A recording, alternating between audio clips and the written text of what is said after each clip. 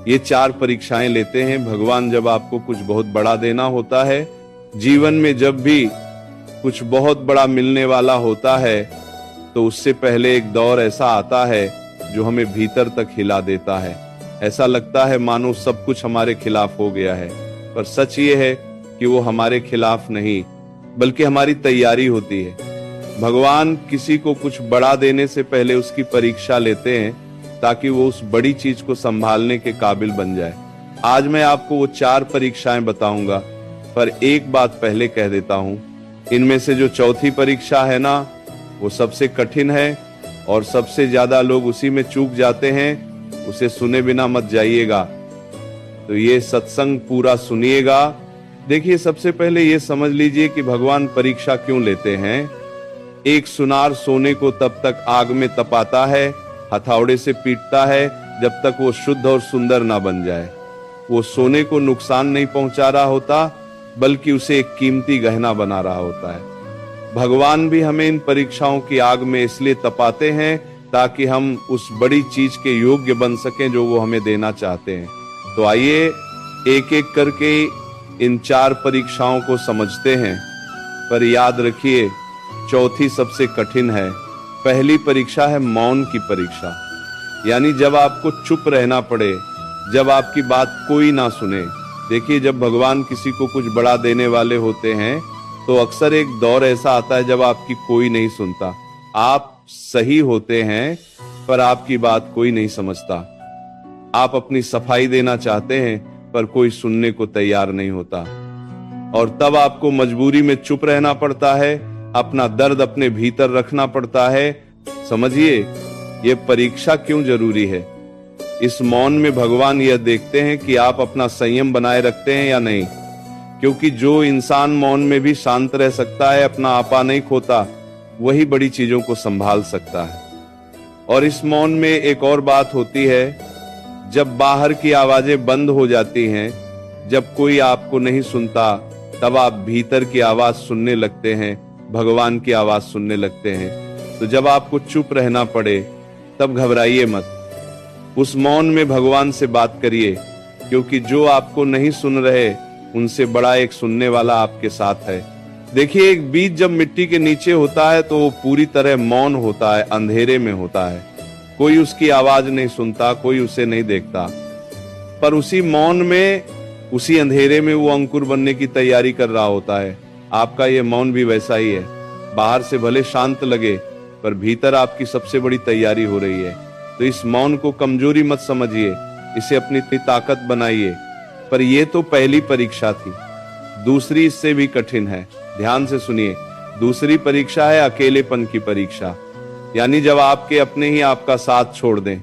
देखिए, जब भगवान किसी को कुछ बड़ा देने वाले होते हैं तो अक्सर एक दौर ऐसा आता है जब वो बिल्कुल अकेला पड़ जाता है। जिन्हें अपना समझा था वो दूर हो जाते हैं, जिन पर भरोसा किया था वो साथ छोड़ देते हैं, और इंसान को लगता है कि इस पूरी दुनिया में मेरा कोई नहीं। समझिए ये परीक्षा क्यों आती है। जब तक आपके आसपास बहुत से लोग होते हैं तब तक आप उन्हीं पर निर्भर रहते हैं, भगवान को भूल जाते हैं। पर जब सब साथ छोड़ देते हैं तब आपकी नजर भगवान की ओर उठती है, तब आप समझते हैं कि असली सहारा कौन है।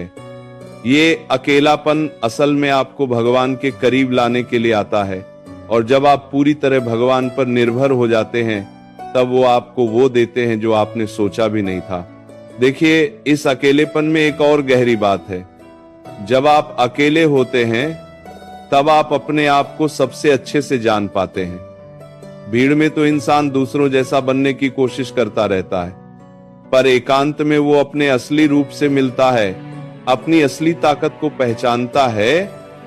तो ये अकेलापन आपको कमजोर नहीं बना रहा, बल्कि आपको आपकी असली शक्ति से मिला रहा है। बड़े बड़े संत, बड़े बड़े महापुरुष इसी एकांत में जाकर ही महान बने।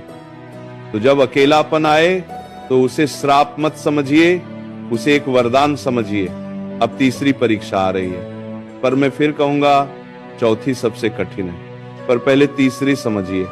तीसरी परीक्षा है लालच की परीक्षा, यानी जब आपके सामने गलत रास्ते से आसानी से कुछ पाने का मौका आए देखिए, जब भगवान किसी को कुछ बड़ा देने वाले होते हैं तो अक्सर रास्ते में एक ऐसा मोड़ आता है जहां आपको कोई गलत रास्ता, कोई शॉर्टकट दिखता है जिससे आप जल्दी और आसानी से कुछ पा सकते हैं, पर वो रास्ता गलत होता है, बेईमानी का होता है, और यही आपकी असली परीक्षा होती है। समझिए, इस परीक्षा में भगवान यह देखते हैं कि आप लालच में आकर अपना ईमान बेच देते हैं या सच्चाई के रास्ते पर डटे रहते हैं, क्योंकि जो इंसान लालच में आकर गलत रास्ता चुन लेता है वो भले ही कुछ पाले, पर वो उस बड़ी चीज को खो देता है जो भगवान उसे देने वाले थे। और जो इंसान लालच को ठुकरा कर सच्चाई पर डटा रहता है उसे भगवान उससे कई गुना बढ़ा देते हैं जो उसे गलत रास्ते से मिलता। देखिए, एक मछली को सोचिए, मछुआरा कांटे में एक छोटा सा चारा लगाकर डालता है। वो चारा देखने में बहुत आसान शिकार लगता है, पर जो मछली उस लालच में आकर उसे निगल लेती है वो कांटे में फंस जाती है और अपनी जान गंवा देती है। गलत रास्ते का लालच भी ऐसा ही चारा है। वो आसान दिखता है पर उसके पीछे एक कांटा छिपा होता है। तो जब ऐसा कोई लालच आपके सामने आए तो उसे पहचानिए और उसे ठुकरा दीजिए, क्योंकि सच्चाई का कठिन रास्ता ही आपको उस बड़ी मंजिल तक ले जाएगा। अब आ गई वो चौथी और सबसे कठिन परीक्षा जिसका मैं शुरू से जिक्र कर रहा था। ध्यान से सुनिएगा, क्योंकि इसी में सबसे ज्यादा लोग चूक जाते हैं। चौथी और सबसे कठिन परीक्षा है क्षमा की परीक्षा। यानी जब कोई आपको बहुत बड़ा दुख दे और आपके पास उससे बदला लेने का मौका भी हो, तब उसे माफ कर देना। देखिए, ये सबसे कठिन परीक्षा है। जब कोई हमें दुख देता है, हमारा नुकसान करता है, तो हमारे भीतर बदला लेने की आग जलती है, और जब बदला लेने का मौका भी मिल जाए तब अपने आप को रोकना, उसे माफ कर देना, ये सबसे कठिन काम है। समझिए, ये परीक्षा सबसे बड़ी क्यों है? क्योंकि बदला लेना आसान है पर माफ करना सबसे मुश्किल। और भगवान यह देखना चाहते हैं कि आपका हृदय कितना बड़ा है, क्योंकि जिसे वो कुछ बहुत बड़ा देने वाले होते हैं उसका हृदय भी बहुत बड़ा होना चाहिए। एक छोटे हृदय वाला इंसान बड़ी चीजों को संभाल नहीं सकता। तो जब आप अपना बदला छोड़कर किसी को माफ कर देते हैं, तब आप ये साबित करते हैं कि आपका हृदय इतना बड़ा है कि आप उस बड़े वरदान के योग्य हैं। समझिए, जब आप किसी से बदला लेते हैं तो आप उसके स्तर पर आ जाते हैं, पर जब आप उसे माफ कर देते हैं तो आप उससे बहुत ऊपर उठ जाते हैं। बदला लेना कमजोरी है और माफ करना सबसे बड़ी ताकत है, और भगवान को यही ताकत सबसे प्यारी है। जो माफ कर देता है उसका हृदय बैर के बोझ से हल्का हो जाता है, और उस हल्के साफ हृदय में भगवान की कृपा पूरी तरह बरस सकती है। देखिए, चंदन के पेड़ को जब कोई उसे कुल्हाड़ी से काटता है तो वो बदले में उस कुल्हाड़ी को भी अपनी खुशबू दे देता है। वो काटने वाले से बदला नहीं लेता, बल्कि उसे भी सुगंध से भर देता है। यह सबसे ऊंची क्षमा है, अपना बुरा करने वाले का भी भला करना। जो इंसान ऐसा कर पाता है वो भगवान के सबसे करीब पहुंच जाता है, और भगवान ऐसे इंसान को वो सब देते हैं जिसकी उसने कल्पना भी नहीं की होती। अब समझिए एक बहुत महत्वपूर्ण बात, मैंने आपको ये 4 परीक्षाएं बताई, मौन की, अकेलेपन की, लालच की और क्षमा की। पर अब सवाल यह है कि इन परीक्षाओं में पास कैसे हों। सबसे पहली बात, इन परीक्षाओं को परीक्षा समझिए, सजा नहीं। देखिए, सबसे बड़ी गलती यही होती है कि लोग इन मुश्किलों को अपना बुरा भाग्य समझ बैठते हैं और टूट जाते हैं। पर अगर आप ये समझ लें कि ये सजा नहीं, परीक्षा है और इसके पार कुछ बड़ा इनाम रखा है, तो आप इन्हें पास करने के लिए डटे रहेंगे।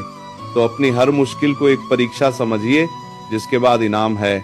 दूसरी बात, इन परीक्षाओं में भगवान को मत छोड़िए। देखिए, परीक्षा के समय ही इंसान सबसे ज्यादा भगवान से दूर होने लगता है, पर यही सबसे बड़ी गलती है।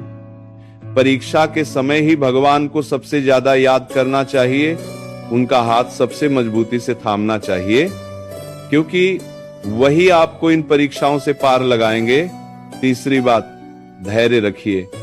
देखिए, कोई भी परीक्षा हमेशा नहीं रहती, इसका एक समय होता है और वो बीत जाती है। तो जब परीक्षा कठिन हो तब अधीर मत होइए, शांति से धैर्य से उसका सामना करिए और भगवान पर भरोसा रखिए कि वो आपको इससे पार जरूर लगाएंगे। समझिए एक बहुत गहरी बात, भगवान कभी किसी को उसकी क्षमता से बड़ी परीक्षा नहीं देते। वो जानते हैं कि आप कितना सह सकते हैं और उसी हिसाब से देते हैं। तो अगर आपके सामने कोई बड़ी परीक्षा है तो इसका साफ मतलब है कि आप में उसे पास करने की ताकत है और कुछ बहुत बड़ा आपका इंतजार कर रहा है, वरना भगवान आपको वो परीक्षा देते ही नहीं। देखिए, जो लोग आज जीवन में बहुत ऊंचाई पर हैं, जिन्हें भगवान ने बहुत कुछ दिया है, उन सब ने ये परीक्षाएं दी हैं। उन्होंने मौन सहा, अकेलापन सहा, लालच को ठुकराया और दूसरों को माफ किया, और इसी के बाद उन्हें वो बड़ा वरदान मिला।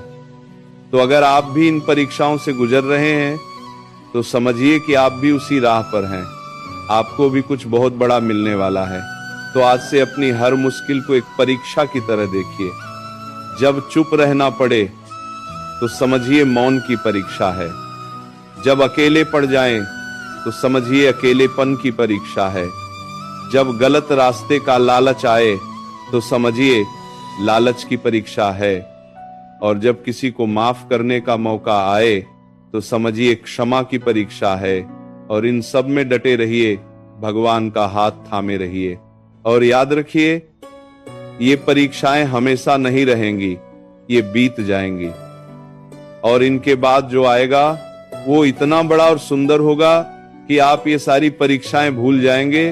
तब आप पीछे मुड़कर देखेंगे और भगवान का धन्यवाद देंगे कि अच्छा हुआ मैंने हार नहीं मानी, मैं डटा रहा, क्योंकि इन्हीं परीक्षाओं ने मुझे उस बड़े वरदान के योग्य बनाया।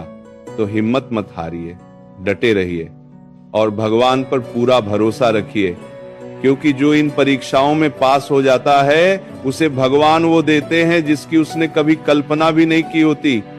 तो तैयार रहिए, क्योंकि इन परीक्षाओं के बाद आपके जीवन में कुछ बहुत बड़ा, बहुत सुंदर आने वाला है। प्रेम से बोलो राधे राधे।